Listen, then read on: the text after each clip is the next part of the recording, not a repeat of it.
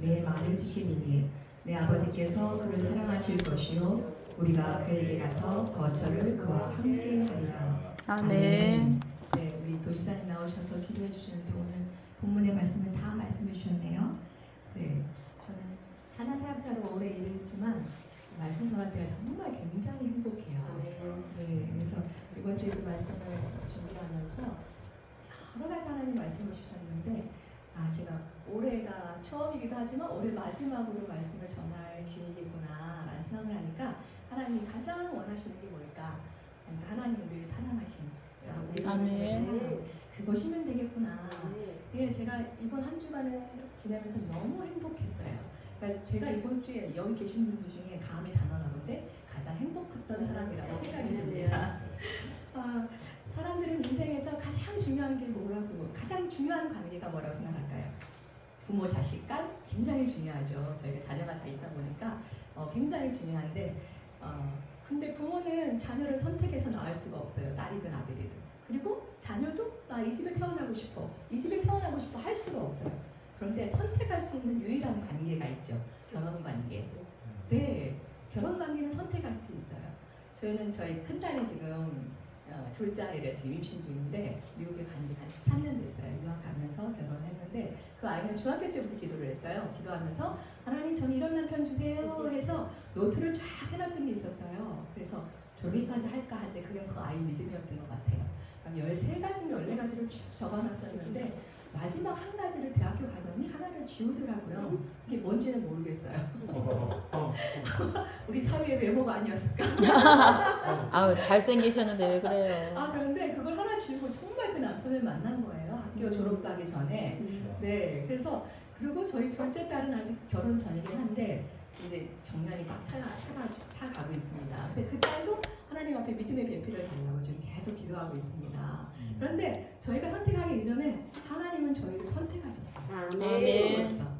저희가 어떤 사람이길래 저희를 선택하셨을까요? 네, 저희가 그 생각을 해보면 아무 자격 조건이 없잖아요. 저희 딸이 지금 신랑 되는 사람을 찾으면서 이런 사람이었으면 좋겠습니다. 이렇게 기도를 하는데 그 중에 가장 중요한 게 저희 딸이 보니까 자기를 사랑해주면 된대요. 아무 필요 없대요. 하나도 필요 없대요. 요즘 젊은이들 그렇지 않잖아요. 재산이 얼마고 직장을 어디 가야 되고 집을 구할 수 있나 없나 이것 때문에 결혼도 하지 못하거든요. 집이 없어도 좋대요. 아무 상관이 없대요. 참 믿음 좋다. 제가 너무 기쁜 거예요. 감사하고. 근데 그게 어디서부터 왔나 했더니 하나님께로부터 오거든요. 하나님의 사랑이 그의 안에 있어서 저희 딸은 항상 자기는 아름다우신 하나님을 자랑하고 싶어. 온 땅에 가서 하나님을 오해하고 있는 사람, 그런 사람들한테 하나님을 자랑하고 싶어. 이렇게 늘 이야기하는 딸이어서 제가 얼마나 감격스럽고 감사한지 모르겠습니다. 근데 그러면 하나님은 저희들을 그럼 왜 택하셨을까요? 무슨 조건 때문에 택하셨을까요? 아무 이유가 없어요. 그냥 당신이 사랑하셔서 저희를 택하셨습니다.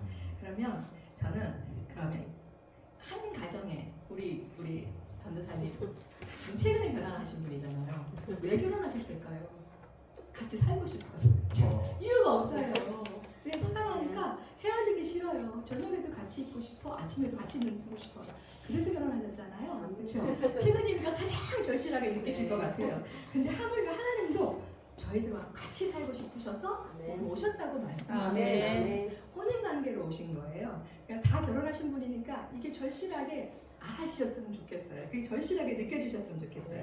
그런데 이 다른 부부도 전혀 성격이 다르고 다른 집안에 사는 사람도 함께 결혼해서 맞춰 살기 위해서는 준비해야 할 것들이 너무나 많더라고요.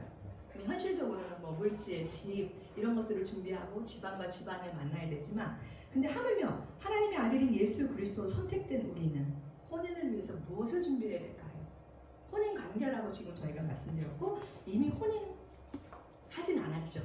예, 약혼만 했습니다. 약혼만 해서 예수님의 약혼자로 저희가 지금 살고 있습니다. 그런데 그러면 결혼의 조건은 뭘까요? 아까 말씀드렸듯이 사랑입니다. 첫 번째 조건은 무조건적인 사랑입니다. 아멘. 어느 신부가 신랑을 만날 때 그 신랑의 직업, 외모, 학벌 이런 조건만을 보고 결혼한다면 그 결혼이 오래 가지 않겠죠. 결코 오래 갈 수 없습니다. 그것처럼 우리가 하나님 앞에 나아갈 때 나 천국 가고 싶어, 나 구원받고 싶어 이것 때문에 예수님 믿나요? 죽어서 천국 가는 것 때문에 예수 믿을까요? 절대 아니죠. 그러면 하나님이 우리가 천국 갔을 때 저에게 하신 말씀이 있습니다. 내가 너를 도무지 알지 못하다. 이 소리를 듣게 될 거예요. 그래서 저희가 깊이 생각해 봐야 될 게 내가 주님을 사랑하고 있나? 사역이 지금 다들 사역을 말씀하시면서 저는 그런 생각을 했습니다. 예, 사역 중요합니다. 예, 영혼 구원을 위해서 정말 사역자로 서 계신 분들은 당연히 너무 중요하다고 생각합니다. 전도하시는 건 너무 중요하고 모든 사역은 너무나 중요합니다. 그런데 첫 번째 신부의 조건은 무조건적인 사랑입니다. 아멘. 누구를요? 예수님. 예수 그리스도 그분을 사랑하는 게 가장 먼저입니다. 아멘. 그래서 오늘 본문의 말씀 새 계명을 너희에게 주오니 서로 사랑하라. 내가 너희를 사랑한 것 같이 너희도 서로 사랑하라. 이렇게 말씀하시거든요. 예수님의 신부의 조건은 사랑하는 거예요. 근데 예수님뿐만 아니라 누구를요? 서로 사랑하라. 이렇게 말씀하고 있습니다. 그럴 때 우리가 신부다워진다는 거예요. 네, 약혼하고 신랑이 저희를 맞이하러 오실 때가 있는데 성경에 있는 모든 말씀이 다 이루어졌습니다. 구약성경의 모든 말씀, 예수 그리스도가 이 땅에 오심으로 다 성취되었습니다. 근데 한 가지 이루어지지 않은 것이 있죠. 재림이 아직 안 이루어졌습니다. 네, 재림은 어느 때 오나요? 신랑이신 주님이 신부를 맞이할 때 재림이 이루어집니다. 완벽하신 주님은 다 이루어 놓으셨어요. 신랑으로서 모든 걸 갖춰 놓으셨어요. 그런데 왜 재림이 일어나지 않을까요? 신부인 저희가 준비가 안 됐어요. 신부 단장이 안 되어 있는 겁니다. 신부라고 불러 놓으셨는데 신부 단장이 안 돼서 내가 너를 도무지 모르노라 이 지경에 가면 안 되잖아요. 그래서 주님은 지금도 기다리고 계신 거라고 저는 생각합니다. 그러면 저희가 이 신랑의 오심을 준비해야 되는데 어떤 신부 단장을 해야 될까? 저는 그 생각을 한번 해봤습니다. 첫 번째도 사랑이죠. 신랑을 사랑하면 신랑만을 바라보게 되어 있어요. 신랑 바라지 보지 않고 다른 결혼식장에 들어가는데 신랑 옆에 있는데 다른 남자를 바라보고 있는 신부 미친년이죠, 진짜. 네, 욕하겠습니다. 미친년입니다. 네, 그런데 저희가 그래요. 집에서 키우는 닭 있죠. 닭의 시력이 3m밖에 안 된대요. 앞을 내다보니 3m밖에 안 되는데 왠지 아십니까? 땅만 보기 때문이래요. 집에서 기르는 닭은 날지 못해요. 날개가 있는데 날지를 못해요. 저희가 이 모습인 거예요. 뭘 먹고 살지? 어떻게 살지? 사역조차 하고 사역 어떻게 하지? 이렇게 하면 땅만 바라보게 된다는 거예요. 기도는 하나님께 올리면서 땅만 바라보고 있으면 날개가 있으나 날지 못하는 닭같이 된다는 거예요. 저희가. 그래서 저희는 우리 시선을 나의 신랑 되신 주님께 내 안에 거하신 그 주님께 고정할 수 있기를 간절히 바랍니다. 자, 두 번째 서로 사랑하라고 주님 오늘 말씀하십니다. 그 킹제임스 성경책을 받고 너무 기뻤어요. 제가 영어로 되어 있는 킹제임스 성경을 갖고 있는데 아무 의미가 없어요. 읽지를 못하고 고어로 되어 있기 때문에 도대체 이해를 못하겠는 거예요. 근데 한국어 킹제임스 버전을 받고 바로 읽기 시작했어요. 사복음서부터 막 읽기 시작하는데 하나님이 하셨던 말씀 중에 서로 사랑할 수 있는 방법이 나오는 거예요.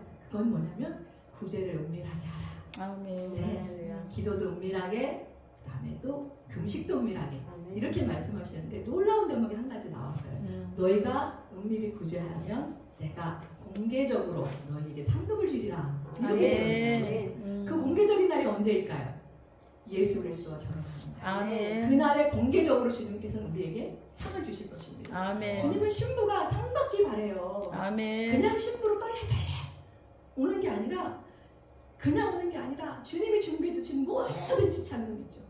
신랑이 신부를 맞이할 때 지참금을 줘요. 그리고 단장에 이걸로 단장에 머리도 단장하고 손 반지도 끼고 목걸이도 끼고 모든 걸 단장하고 나에게 와. 주님은 재림의 날 우리에게 그렇게 말씀하세요. 아멘. 그런데 이 신부가 단장이 안 되어 있어요. 다 줬는데 어떻게 다 줬을까요?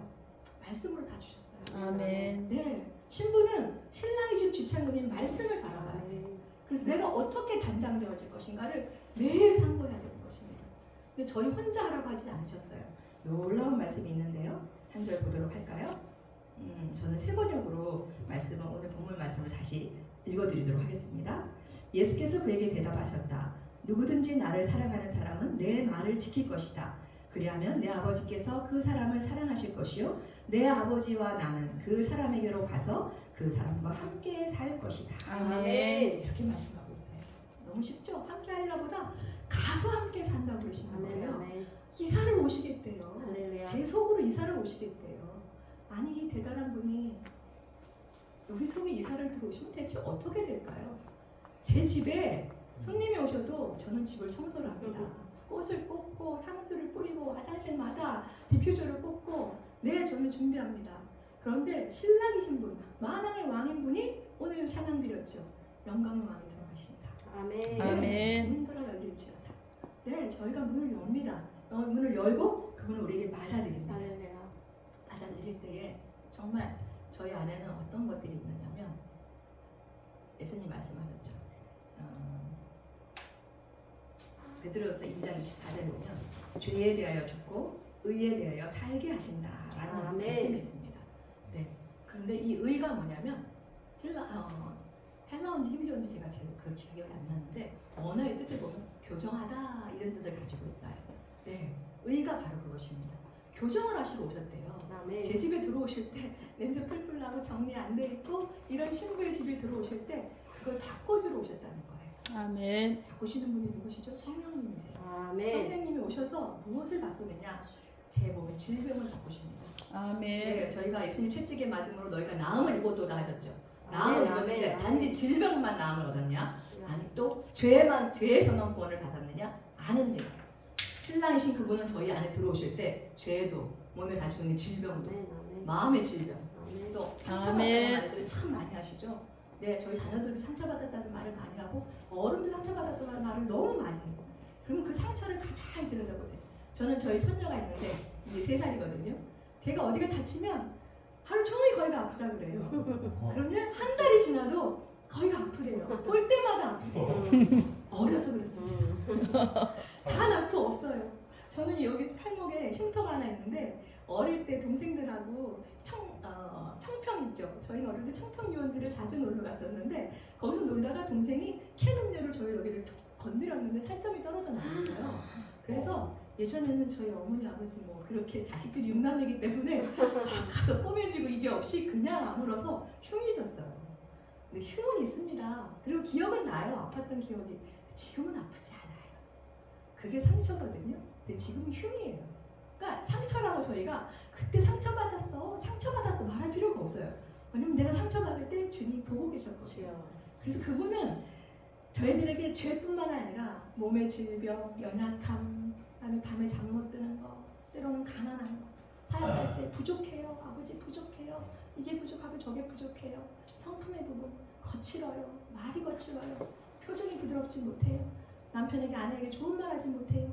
이런 것들이 저희 안에 있을 때 그분이 오셔서 교정하시겠다는 것이죠. 아멘. 죄에서 의로 교정하시는 주님이 우리 안에 와 계십니다. 아멘. 믿으시죠? 아멘. 할렐루야. 아멘. 그분이 계심으로 저희가 너무나 행복합니다. 그런데 그러면 이 교정할 것들을 왜 두셨을까요, 하나님이? 도대체 왜 우리에게 상처받는 줄 알면서 왜 그때 상처받게 내버려 두셨을까요? 신부단장하기 위해서요. 저에게 그 상처와 그 아픔과 그 가난과 그 힘듦이 없으면 신부 단장이 안 돼요.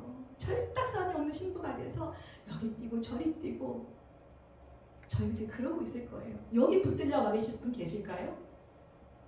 아무도 없습니다. 단언컨대 저는 더합니다. 저는 노는 걸 너무 좋아했던 사람이어서 아무도 이 자리에 붙들려 앉아있을 사람이 없습니다. 돌이켜보십시오. 제 성품이 어땠나? 내 환경이 어땠나? 내 가정이 어땠나? 그것 때문에 내가 주님 앞에 신부 단장하러 지금 이 자리에 와 있다는 것이 얼마나 아름답고 얼마나 놀라운 일인지요. 너무나 감사합니다. 근데 아까 제가 준비한 말씀은 아닌데 문득 그 생각이 드는 거예요. 여러분들이 모여서 사역을 의논하고 재정을 의논하는데 그 마음이 드는 거예요. 예수님은 베드로에게 내가 너를 사랑이 낳는 어부가 되게 하리라 이렇게 말씀하셨어요. 네. 그런데 예수님은 오셔서 베드로에게 사람 낳는 어부로서의 사람 낳는 방법을 가르쳐 주셨나요? 3년을 쫓아다녔는데 저는 모르겠어요. 뭐가 사람 낳는 건지 어떻게 사람을 낳는 건지 모르겠어요.